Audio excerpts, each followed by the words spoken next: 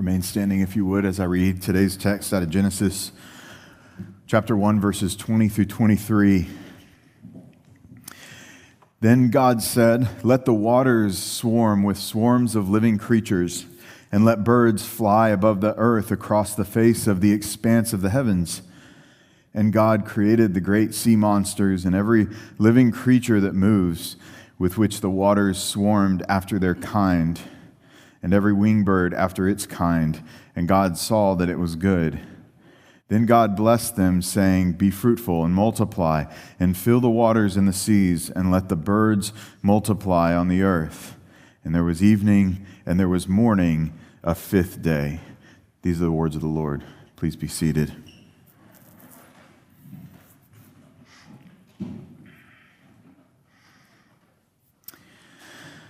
Well, on the fifth day of creation, God began to fill the waters and skies of the earth with some pretty amazing creatures.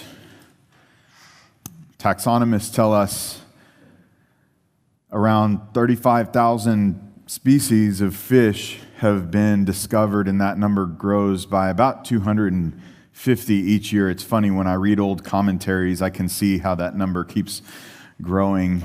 The older I get, the lower that number is. In our day, oceanographers believe that we've explored somewhere around 20% of our oceans, and marine biologists tell us that what we found accounts for probably slightly less than 10% of all marine life that exists in terms of different types. On the avian side, ornithologists tell us they've categorized over 10,000 species of birds, and they believe that accounts for a little over half on our planet at this point. And though the number of kinds that God created in the beginning would be difficult for us exactly to know, especially since we still don't have a number of either, it's fascinating to consider the diversity.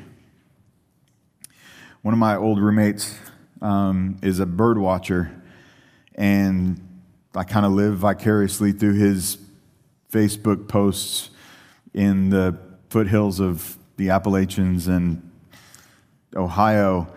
But just the fact that people like him devote their lives to the ways of these winged wonders of God's fifth day of creation really demonstrates how incredible the eternal mind of God is to create these myriads of creatures to fill our skies.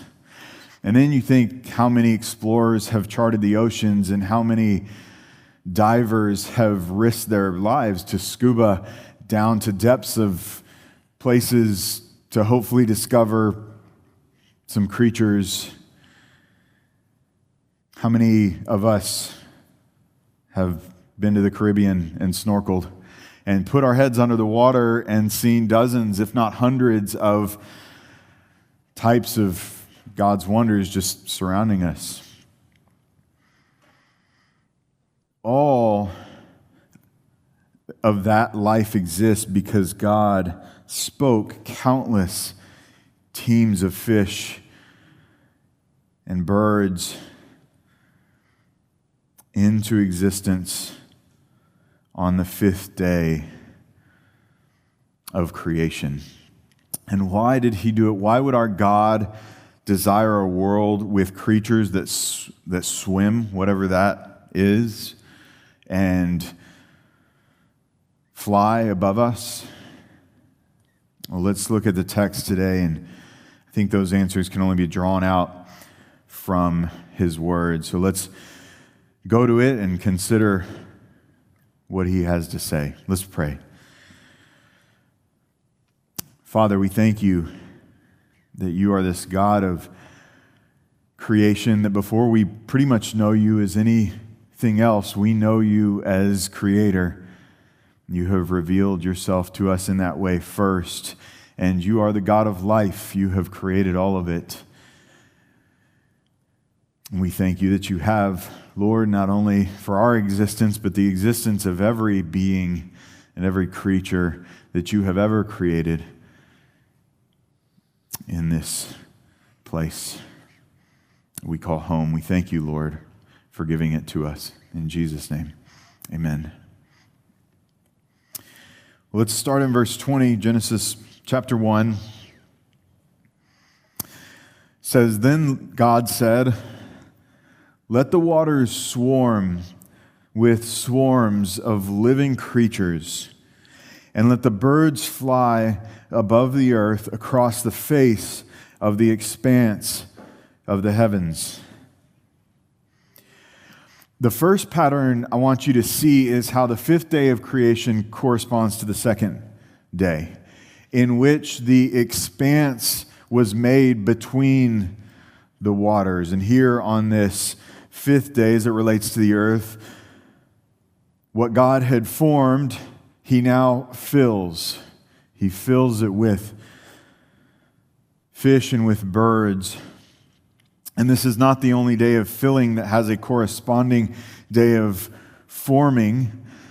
The earth being formed primarily happens on the first 3 days of creation, and the earth being filled primarily on the next three. And here's how they correspond to one another. If you remember, God formed the first day when he said, "Let there be light," and he separated it from the darkness to form evening and morning. But then on the fourth day, the corresponding one, he said, "Let there be lights," to separate the day from the night, when he made the sun, moon, and stars.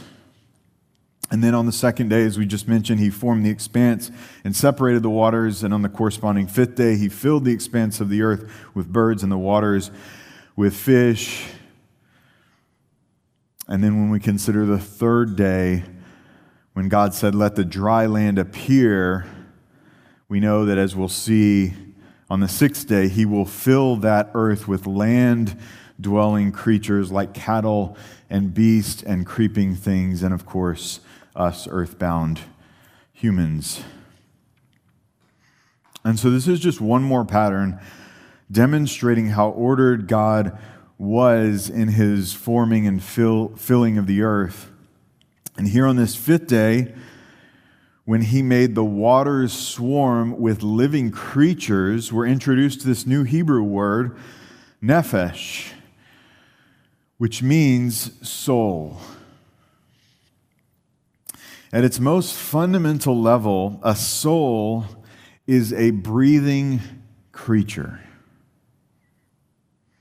And we all understand that fish breathe differently than us, and that their gills are able to extract oxygen out of the water, and birds are able to breathe at the altitudes, the thin air altitudes that they are, because they have the most efficient respiratory system of any class of animal, because God designed them for their environment.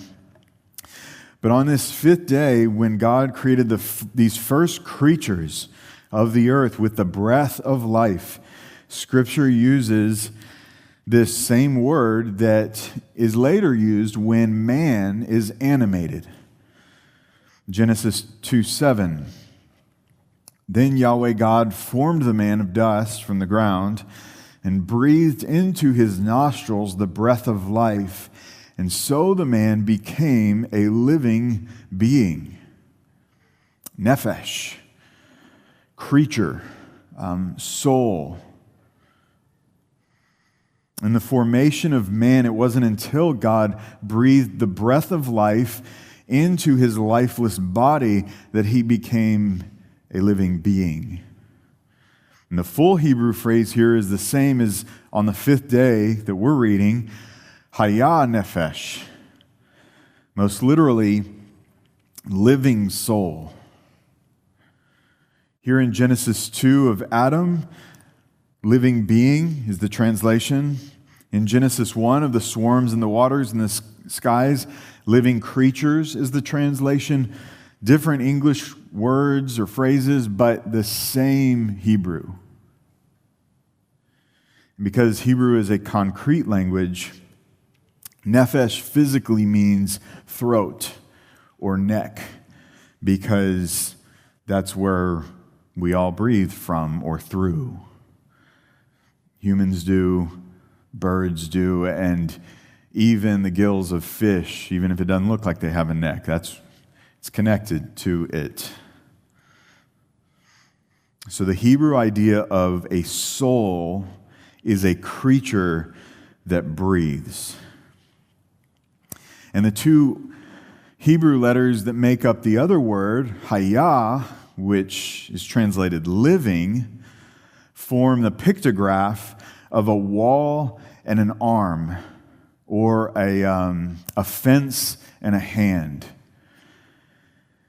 And it can be helpful here to think of a garden. It has a wall, at least theirs did. It had a wall that surrounded it, and arms or hands inside of it that worked to keep it alive. In a similar way, a creature has a wall or a body and organs at work inside to keep us alive. So the breath animates the body and it stays alive, hayah, by how God walled it in with organs that do the work of keeping it alive and growing. The word hayah appears hundreds of times in the Old Testament, translated almost always as alive or living. Here's an example of both in one verse, Genesis 6:19. And of every living thing of all flesh you shall bring 2 of every kind into the ark to keep them alive with you. They shall be male and female. And so if anyone ever asked you if animals have life, the obvious answer is yes. Someone asks you if animals have souls. In its most fundamental Hebrew sense, animals are souls because they are living, breathing creatures. Now, let me caveat that just a little bit to say, if the way you use the word soul is merely in the dichotomous human sense, where we are body and soul encapsulates or is interchangeable with spirit, then you may not say that an animal has a soul in the same exact way that we do. Some theologians use the trichotomous language of Scripture to distinguish humans, bodies, souls, and spirits from animals, but that's not even clear-cut. It first begs the question of what sense a person has a spirit if they do not have the Spirit of God, and in what sense are they more akin to just a living creature. But even though they're still made in the image of God, obviously, but in Hebrew, there are even times when animals are spoken of as having a spirit, ruach. So we'll talk much more about God's image and spirit, soul, how we think about these things in English. But really, the English sometimes for us can confuse the issue more than clarify the issue. So it's really important, and I'm not a Hebrew expert. I don't know Hebrew hardly at all. But this is one of the reasons it's really important for us to, if we don't know the language, to rely on people who have a deeper understanding of the language that can help us work through what it was in the original. Because depending on what translation you're reading and the way you think about a particular word, you may be saying something different than somebody else is saying. The Hebrew idea of nephesh, whatever you call it in English, soul, life, whatever, we share with them. We're breathing creatures. And, for example, every clean animal that went into the ark by twos did so as male and female, and was a soul or a life because they had breath. And I would say, regardless of what kind of pet you have, you know that is a soul. Like you can see it in their eyes. You can hear it in their breath.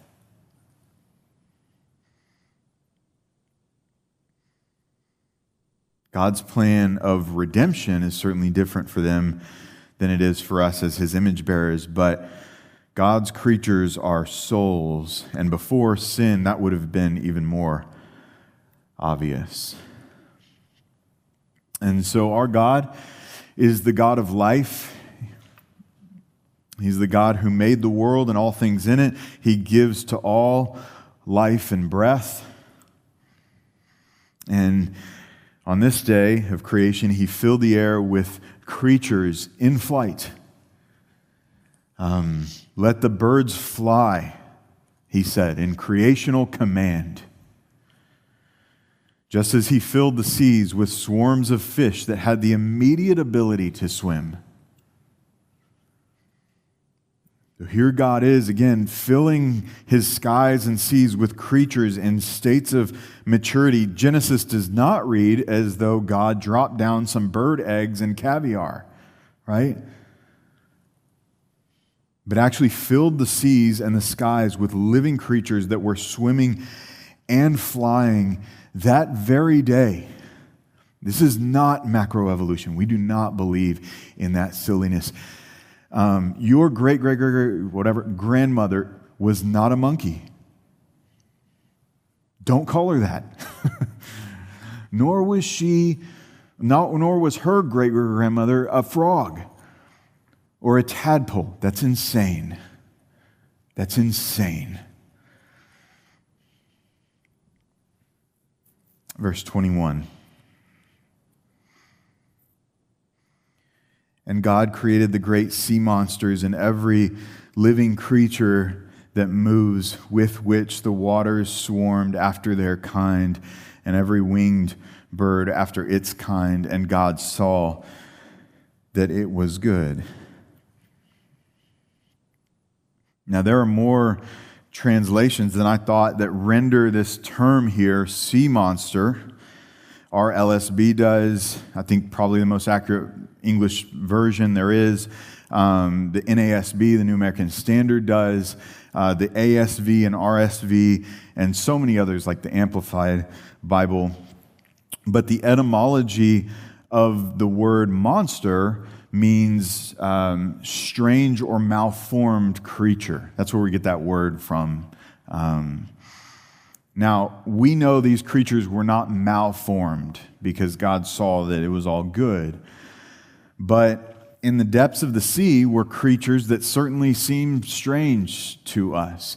In fact, when you consider the heavenly hosts that are worshiping God, that share different aspects of different types or kinds of his creation, wings and, lions' heads and things like that. These are creatures that are worshiping God, types of which he took and made these. They seem very, very strange. But that's because you've never seen them. And I would say, as it relates to these monsters, for lack of a better term at this point, we may never have seen these creatures. They may not still be around right now, but certainly you aren't seeing them on a regular basis. And so they're going to seem strange. So I think it's fine to refer to them as monsters in that sense, not in the mythical sense. But the reason this Hebrew word here is difficult to translate consistently is because it's used in some pretty interesting contexts. We'll go through a few of them, and they seem not to lend themselves to one easy English word. So translations like the LSB use monster to make a consistent translation. They're going to use that word more often in some other translations, although they're not wrong necessarily, but they vary the word a lot more depending on the context.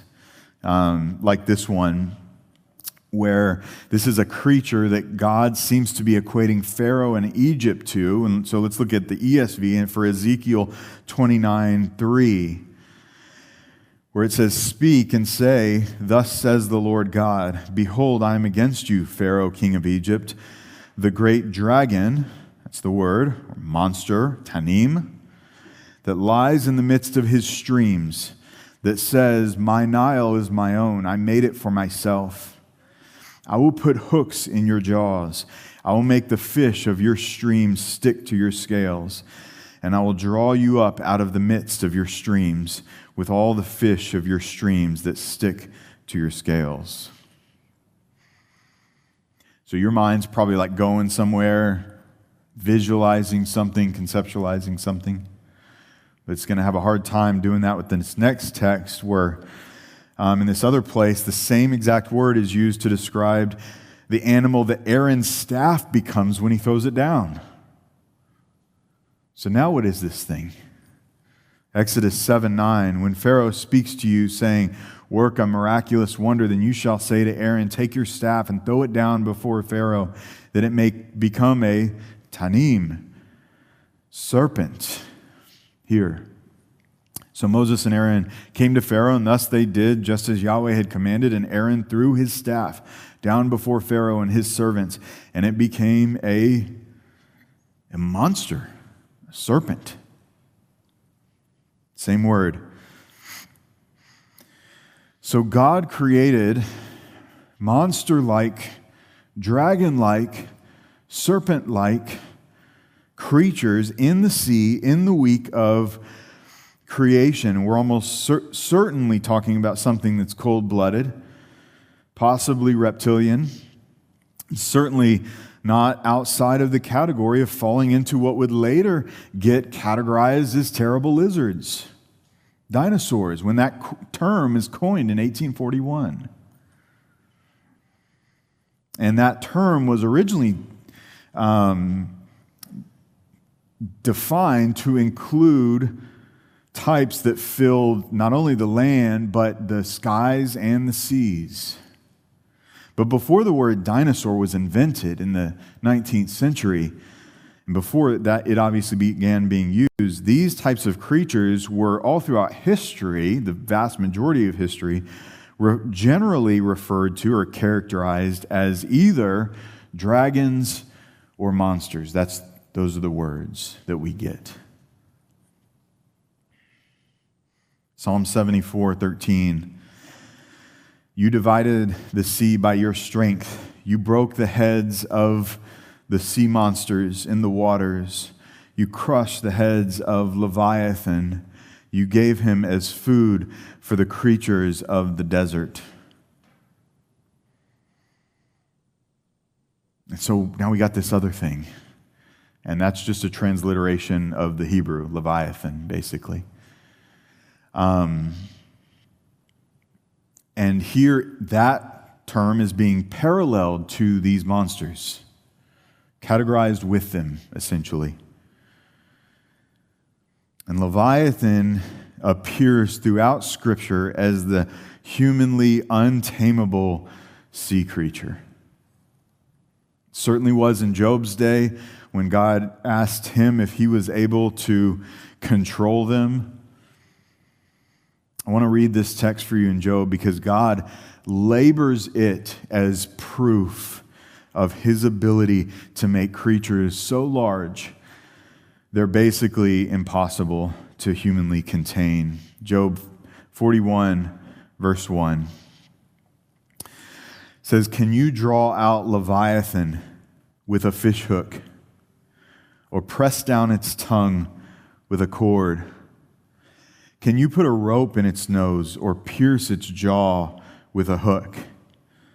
Will it make many supplications to you, or will he speak to you with soft words? Will it cut a covenant with you? Will you take it for a slave forever? Will you play with it as with a bird, or will you bind it for your young women? Will the traders bargain over it? Will they divide it among the merchants? Can you fill its skin with harpoons, or its head with fishing spears? Place your hand on it. Remember the battle. You will not do that again. Behold, his expectation is a lie. Will he be laid low even at the sight of it? No one is so fierce that he dares to arouse it. Who then is he that can stand before me? Who has given to me that I should repay him? Whatever is under the whole heaven is mine. I will not keep silence concerning its limbs, or its mighty strength, or its graceful frame. Who can strip off its outer armor? Who can come with its doubled bridle? Who can open the doors of its face? Around its teeth there is dreadful terror. Its strong scales are its pride, shut up as with a tight seal. One is so near to another that no air can come between them.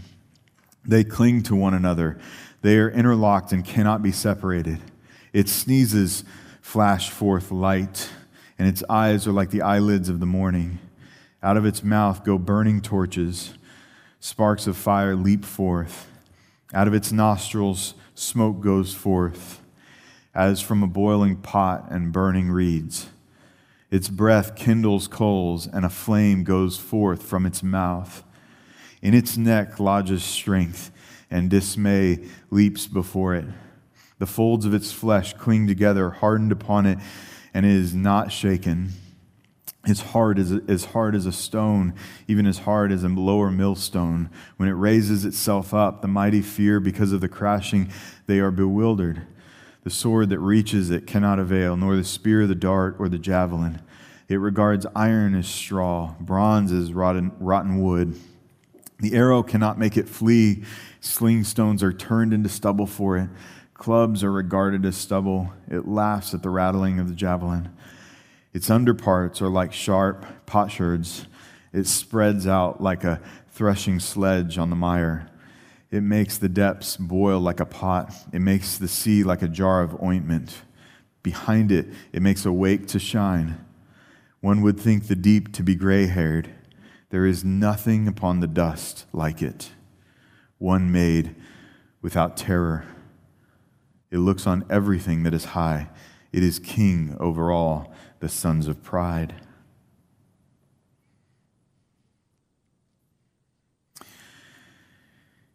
It doesn't strike me that God would prove his majestic ability as creator to Job with 68 detailed lines, including 20 rhetorical questions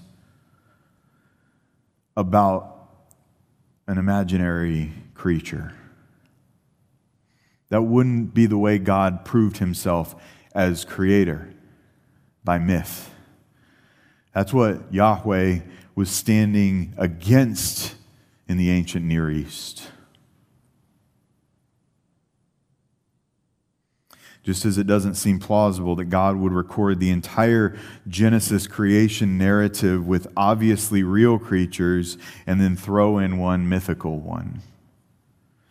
As Victor Hamilton writes, Genesis does not use the language of myth in its narration of the creation story.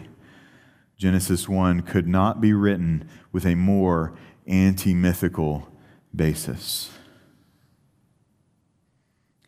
These were obviously real creatures. Don't be thrown off by the word monster or dragon or dinosaur or whatever you do or don't believe in, whatever you have or have not seen, whatever has or has not lived in our day. History is littered with accounts of fearful beasts like these throughout so many ancient cultures in their writings, mixed with mythology for sure, to be sure. And we all know from what we've seen that lives presently at the bottom of our seas how fearsome God's creatures can be, especially now in this sinful world like the one Job was living in at the time. Whatever Leviathan was, it was more fearful than perhaps any other animal. And as God speaks to Job, he uses that creature of his. He associates that monster, these monsters, with all the sons of pride because of how terrifying they were thought to be, but even in a personified way after sin, in a way they may have thought about themselves, these creatures, that they had no enemies on the earth.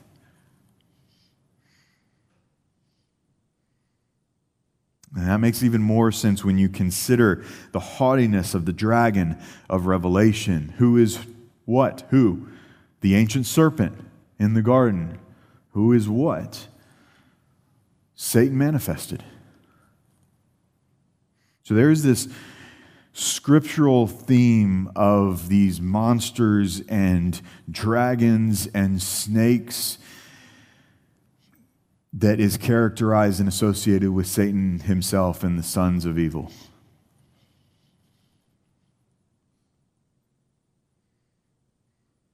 Not before sin, but after.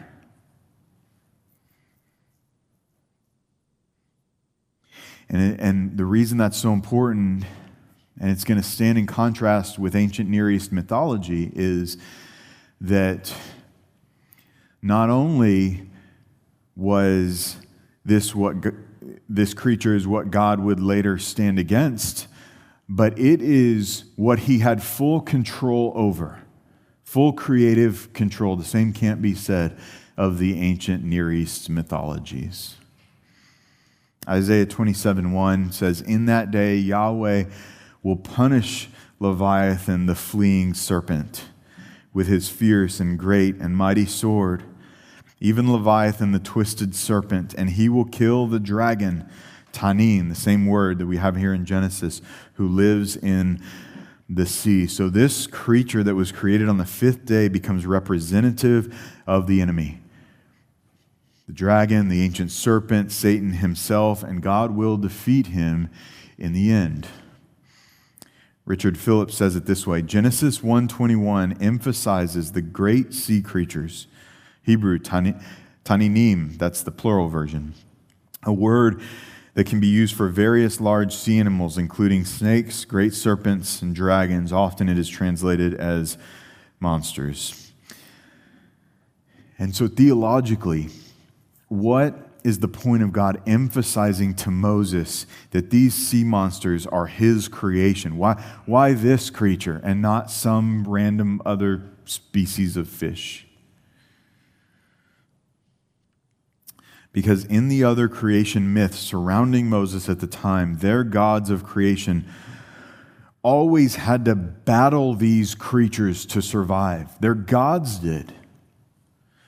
In the Mesopotamian, Enuma Elish, Tiamat was the sea monster goddess rival who fought the creation god Marduk. They were like rivals in other cultures. And in ours too, by the way. The whole angel on one shoulder, demon on the other shoulder nonsense. The whole dualistic idea of God versus Satan as though they're equal opposites. They're not rivals. God is Lord of everything. There's no equal battle going on. In Egyptian religion, Apophis was the serpent deity of the eternal, endless oceans who rivaled their creator god, the sun god, Ra. In Canaanite mythology, Yam is the god of the sea and chaos, and Lotan is his seven-headed sea serpent servant who rivaled their supreme god, Baal. And so Scripture, the reason in the Old Testament we read about these other ancient mythical religions that predated the Torah, is because God showed himself and proved himself to be different. God obviously pre-existed all mythology, but when the revelation came, all these myths had developed. And God's revelation to Moses stands at odds with all these pagan myths of the day in which the giant sea monsters were rival deities. in one very important way. Derek Kidner, I think, says it best. He says, although in some scriptures these names will symbolize God's enemies, Isaiah 27:1, like we just read, taunted in the very terms in which Baal exults over them, because their creation gods like Baal and Ra and Marduk, like they end up winning in the end over these sea monsters, but not without a fight. It's close, basically. They're like injured and stuff. That's not Yahweh. Although in some scriptures these names will symbolize God's enemies, taunted in the very terms in which Baal exults over them, no doubt is left by this chapter that the most fearsome of creatures were from God's good hand. There may be rebels in his kingdom, but no rivals. And so when the pagans of Moses' day saw creatures they had no chance of controlling, they thought they must be some type of rival deity to their sun or whatever they believed their great God was. Why? Well, just because of their superhuman power alone. Just because they had more power than humans. Right? I'm not talking about like Marvel and stuff. I'm talking about they had far more. They were super above human power, any human power or collective human power, certainly at the time, 4,000 years ago. In fact, just before God questions Job about Leviathan, he questions him about the other untamable animal, the behemoth, transliterated Hebrew there, whose tail was like a cedar tree and had bones like tubes of bronze and limbs like bars of iron. What's that? What's that? Maybe nothing that still roams the earth, but in Job's day was the most majestic of all animals on the land. In the same way, these monsters roamed the sea in his day, some 4,000 years ago. And obviously we know that animals go extinct for different reasons. It's funny, when I read my reformational commentaries, the dodo bird had just like gone extinct in like the 1600s. And so, they're writing about these things that are going out of existence in their day a few hundred years ago. Certainly we know that other creatures are going extinct in our day at some level and have gone extinct historically, obviously. But whatever these creatures were that Job is describing, and Job dates very early, post-flood, but very early, they were not rivals of God in the beginning. They were actually created to give him praise. Psalm 148:7 says, "Praise Yahweh from the earth, sea monsters and all deeps." And so as fearful as they were, they actually help us to understand that we are not the most powerful creatures on this earth. And you hopefully know that. You don't want to be out in the wilderness. If there's a bear or something, probably. And yet, those greater animals we can only imagine by piecing together bones sometimes. Those more powerful creatures are no rivals for Yahweh. And so if they couldn't stand against him, how are we going to, right? They are created to be these great sea monstrous creatures in the depths, below and amidst the other myriads of fish that fill our oceans, some more harmless than others to us after sin. Verse 22, "Then God blessed them, saying, 'Be fruitful and multiply, and fill the waters in the seas, and let the birds multiply on the earth.'" God's first command to living creatures was to be fruitful and multiply. And what came with it was his blessing. Had to have that. It's the very first blessing in Scripture. As Richard Phillips writes, when God commands his creatures, it is always in light of the blessing that he has already given. This principle holds true for us. Whatever God commands us is in light of the enormous blessing we have received. And so the Hebrew word for blessing means to invoke divine favor upon or to fill with strength. And so God was giving these first creatures not only the strength to do this otherwise obviously impossible feat of reproducing, but he was giving them his divine permission, his blessing. That's kind of what that is. And when we look around today and observe through observational science, and we see creation obeying him, we know that they're doing what he commanded them to do on the fifth day. Salmon migrate from the ocean back to their exact freshwater birthplaces, where the females have gravel nests prepared for their eggs to be fertilized.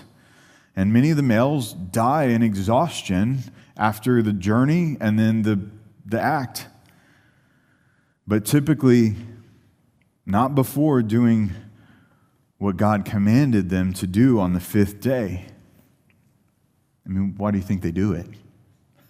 Just randomly, or through some weird evolved like nothingness to that incredible reality? No, God commanded them to be fruitful and multiply, and so they do. Male boer birds of Australia and New Guinea build elaborate decorated structures to woo the females to their place so they can reproduce. And although they don't make very present fathers after the fact, as it relates to this one single command that God gave them, the animals, not all the others that he gave to us, but to the command that he gave to them, nature is doing what God commanded. They are being fruitful and multiply. So the extinction of species that we know happens doesn't primarily happen because of same birth rate, the same birth rate crisis that humans have created now because of choice. They're doing what they're called to do with this one command. And so this creaturely command is so vital. Be fruitful and multiply and fill the waters and the skies, God says. And this theme of blessing, fruitfulness, multiplication, and filling will carry all the way from this point in Genesis throughout his redemptive narrative. God is going to bless and command. That will be what he does the next day for his image bearers. Genesis 1:28, God blessed them. And God said to them, be fruitful and multiply and fill the earth. And then it's what he does for Noah and his sons when he makes a covenant with them in the recreated earth after the flood.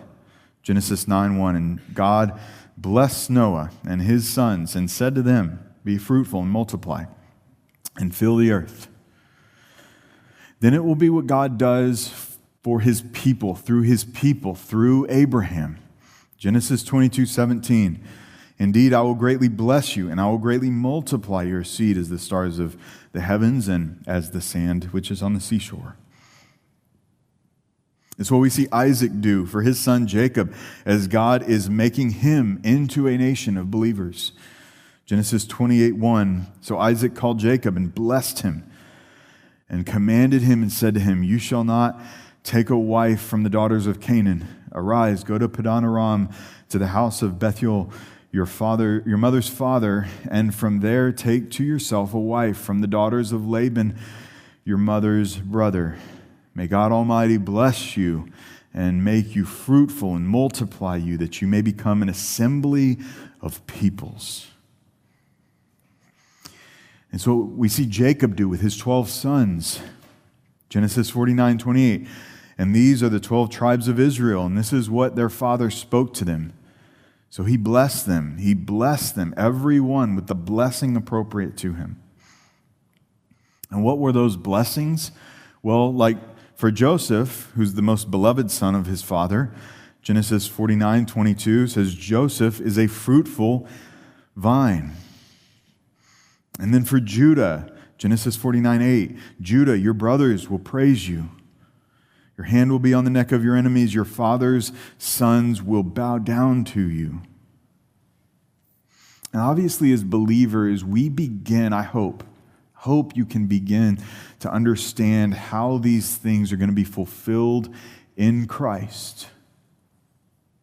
Because blessing, fruitfulness, and multiplication are not just for the fish and the birds, nor just for God's created image bearers multiplying. If that was true, then we would have stopped at Genesis 1:28, or we would have had a different narrative that didn't keep recapitulating this idea in deeper, more spiritual terms.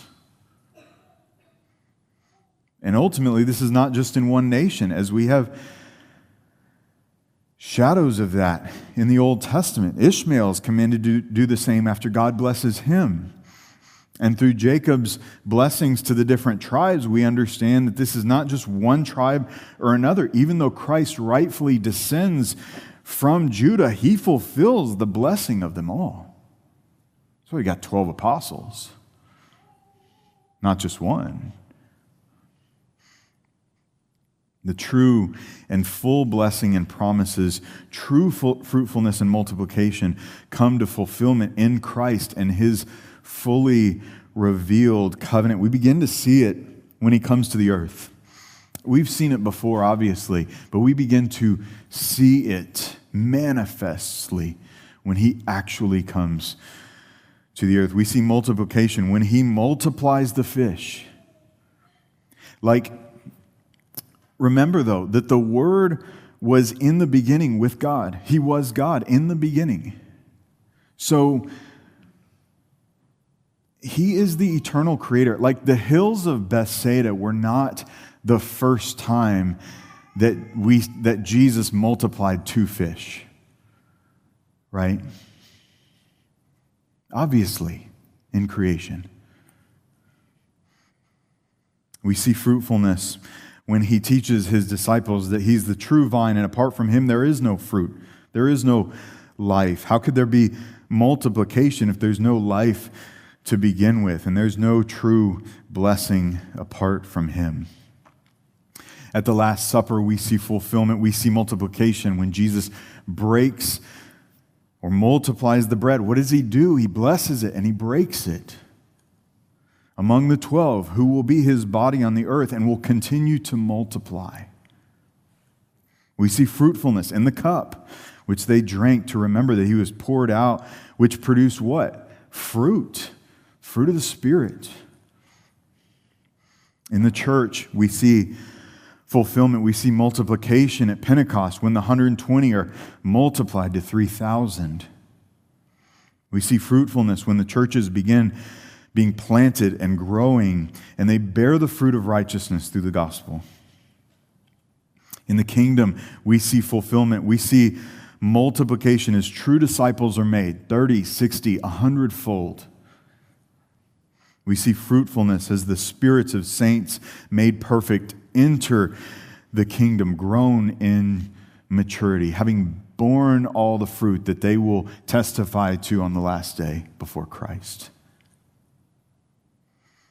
So from blessing to multiplication and fruitfulness to filling, God's natural blessing filled the earth, and God's spiritual blessing will fill the kingdom.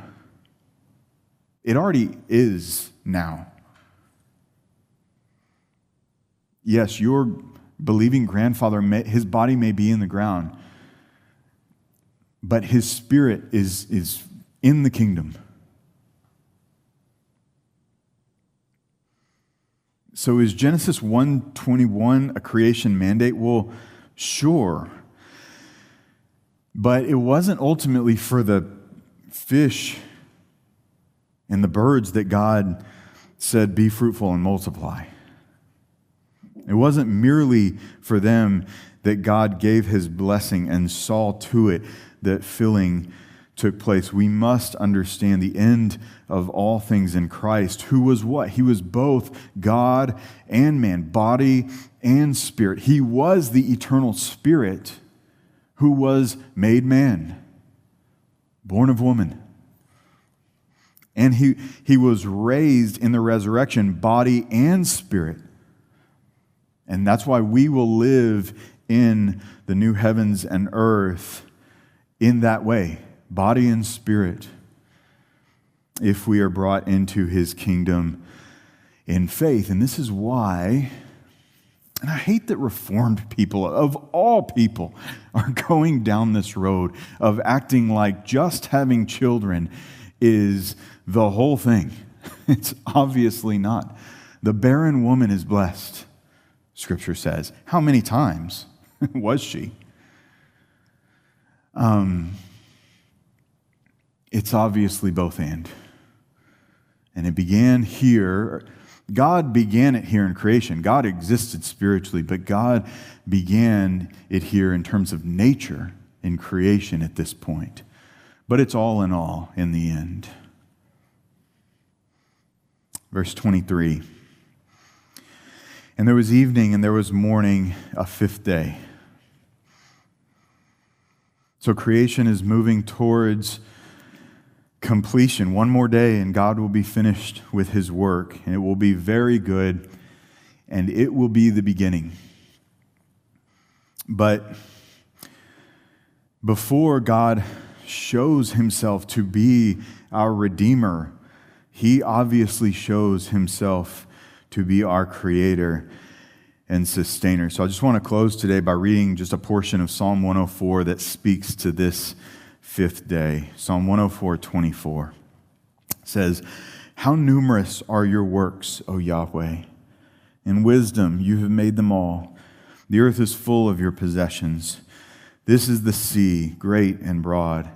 There the creeping things are without number, creatures both small and great. There the ships move along, and Leviathan, which you have formed to play in it. They all wait for you to give them their food in due season. You give to them, they gather it up. You open your hand, they are satisfied with good. You hide your face, they are dismayed. You take away their spirit, they breathe their last and return to their dust. You send forth your spirit, they are created, and you renew the face of the ground. Let the glory of Yahweh endure forever. Let Yahweh be glad in his works." Let's pray. Father, we thank you for your incredible creation. We thank you for this blessing that it is. We thank you for this life that you have given us. We thank you honestly for every creature that you have created for your purposes in the end. We thank you that in the end that will be the glorious story of how it all comes to fruition in and through you. For from you and through you and to you are all things. We thank you that you are our Creator, Lord. In Jesus' name we pray. Amen.